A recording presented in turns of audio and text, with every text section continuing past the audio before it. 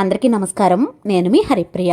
Welcome to my channel. ఇవాల్టి వీడియోలో ఈ దసరా నవరాత్రులలో సువాసిని పూజను ఎలా చేయాలి, కావలసిన వస్తువులు ఏమిటి, ఈ సువాసిని పూజ ఎవరెవరు ఎవరికి చేసుకోవచ్చు, ఎటువంటి నియమాలు పాటించాలి, చేసే విధానం ఏమిటి అనే చాలా విషయాల గురించి ఇవాల్టి వీడియోలో చాలా డీటెయిల్డ్గా తెలుసుకుందాం. ముందుగా సువాసిని పూజకు కావలసిన వస్తువులు చూద్దాం.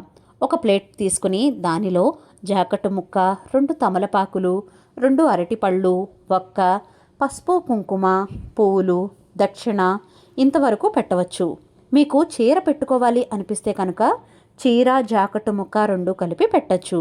చీర పెట్టలేము అనుకునేవారు అయితే కనుక ఒక్క జాకెట్టు ముక్క పెట్టి మిగిలినవి నేను చూపించిన వస్తువులన్నీ కూడా పెట్టచ్చు.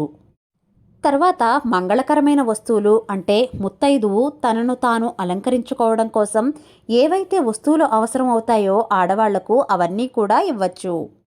అంటే పౌడర్ డబ్బా, గాజులు, గోరింటాకు కోను, నెయిల్ పాలిష్, పారాణి, కాటుక, అద్దం, దువ్వెన, తిలకం, పసుపు తాడు, నల్లపూసలు, తాంబూలం ఇవన్నీ కూడా ఏర్పాటు చేసుకుని ముత్తైదువులకు ఇస్తున్నాం. అంటే ఏవైతే ముత్తైదుతనంగా అమ్మవారికి పూజ చేస్తున్నట్లుగా భావించి ఒక ముత్తైదు పూజ చేసుకుంటున్నామో ఆ ముత్తైదువుకు కావలసిన మంగళకరమైన వస్తువులన్నీ కూడా ఈ విధంగా ఏర్పాటు చేసుకోవాలి.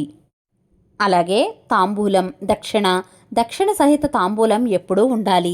అది మీ శక్తి మేరకు 11 రూపాయలు కానీ, 21 రూపాయలు కానీ, లేదా ₹1 కాయిన్ అయినా సరే అవ్వచ్చు. మీ శక్తి మేరకు, మీ స్తోమత మేరకు చూసుకుని ఈ విధంగా దక్షిణ సహిత తాంబూలం పెట్టుకోవాలి. శక్తి ఉంటే చీరను లేదా జాకెట్ ముక్కనైనా సరే పెట్టవచ్చండి. ఎవరైతే ఈ పూజ చేసుకుంటారో ఇంట్లో అమ్మవారిని పెట్టుకుని పూజ చేసుకుని ఈ పూజను ఎవరైతే మరొక ముత్తైదువుకు చేయడానికి సిద్ధపడతారో ఆవిడ కూడా చక్కగా పసుపు రాసుకుని నిండుగా గాజులు అవి వేసుకుని నిండుగా ఉండాలి. మనం వేరే వాళ్లకు పసుపు రాసేటప్పుడు కూడా ముందుగా మనం కాళ్లకు పసుపు రాసుకుని అప్పుడు వేరే వాళ్లకు రాయాలి.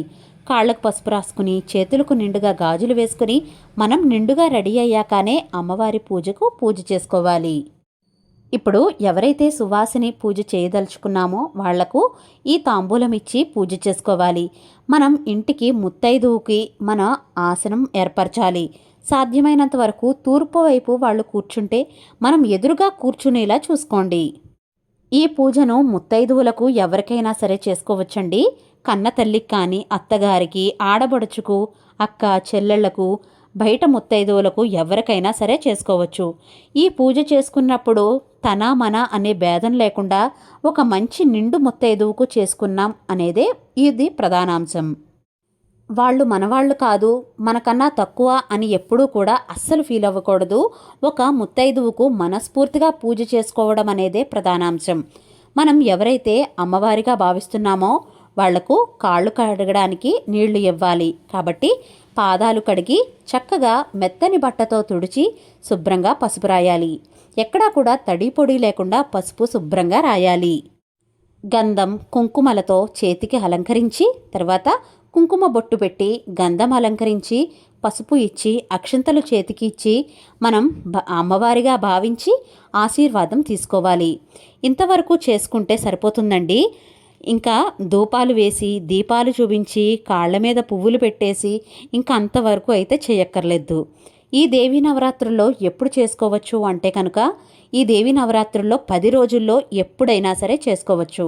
ఉదయం అయినా చేసుకోవచ్చు, సాయంత్రం అయినా సరే చేసుకోవచ్చు, లేదా లక్ష్మీదేవి పూజలు చేసుకున్న ప్రత్యేకమైన రోజుల్లో కానీ, పంచమి తిథిలో కానీ ఎప్పుడైనా సరే ఈ 10 రోజుల్లో చేసుకోవచ్చు.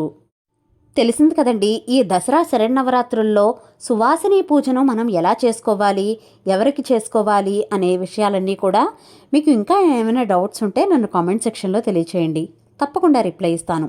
ఇవాల్టి వీడియో మీకు నచ్చిందా? నచ్చినట్లయితే please like, share, subscribe to my channel. మరో సరికొత్త వీడియోతో మళ్ళీ కలుస్తాను. నేను మీ Haripriya. Thank you for watching.